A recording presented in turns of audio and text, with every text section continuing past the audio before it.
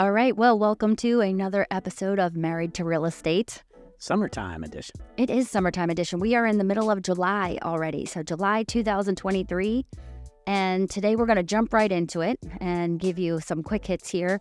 And we are talking about the crash that wasn't, that isn't, that wasn't, that shall not be in the immediate future. And we're going to talk about all the reasons why. So the crash that never happened, right?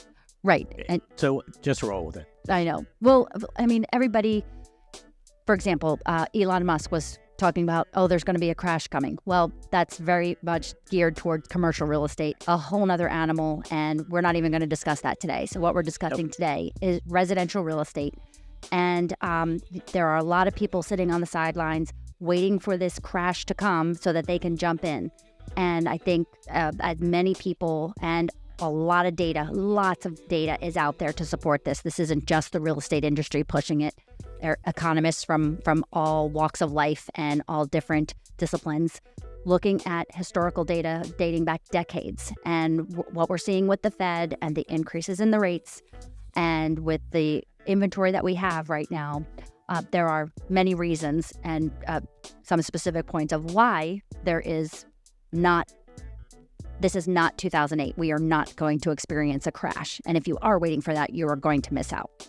Yeah, I mean, there's so many reasons out there. I mean, sitting here today, we actually had a good CPI number come out. So interest rates have peaked, but during this spring period, we've had the highest interest rates we've had in 20 years, whatever it is. Right. However, in that correlation, we've also reached the highest prices that real estate has ever hit in this country. Right. So let's go ahead and debunk that myth right now too. Is you will see in the media that the median house price is down and has, it's the first time the decrease in months and months, and they're looking at the data that is being explained to the public incorrectly because, of course, as we know, the media likes to sensationalize anything because they're getting paid to get our eyeballs. So really what's happening is there was a dip in housing prices in December, January, even February, but now month to month have been increases, and now we are back at peak level pricing. And because the inventory level is still so low, even with interest rates where they are, it is a very high demand for properties. So here's what's going to happen. Is right now we're at interest rates very high, in the 7s, maybe even higher. When those interest rates start coming down, there's going to be a mad rush to purchase the properties that are on the market. And what's that going to do to the inventory? Simple supply and demand takes over. It's going to disappear. So the low amount of inventory that we have right now, which I believe is topping out at about 2.9 months of supply. And again, what that means is if nothing else came on the market today, every house for sale on the market would be gone in 2.9 months. And again, of course, that differs locally, and we're just talking about the national market and national averages here, but it is just something to keep in mind. So we have very low inventory. We have rates most likely at their peak right now, and we have a demand for housing that is not going anywhere because let's bring in another big reason, demographics. We have the millennials. The millennials. Hello, millennials. The poor millennials. They're always getting picked on.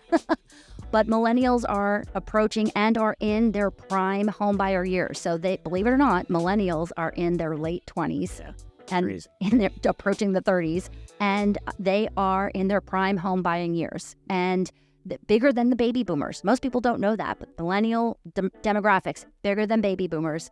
And they want to buy a house. And a lot of people have this false impression that millennials don't want to buy, that they are lifetime renters. And you go around and ask, that is one of their big things. That's American dream. That is still a sign of success, is owning their home. And they want homes, and they're not out there. And so people again, that's just going to exacerbate the inventory problem. And again, no crash. Right. And we talked about it last time, but we had a little good news with the builders are starting to step it up a little bit to start to build more. However, they're so far behind. There's no way they're catching up in the next 3 to 5 years. Right. With this demographic coming and everything else going on in real estate. Yes. It's just going to be over the next 3 to 5 years, and we'll talk a little more about this on the next episode.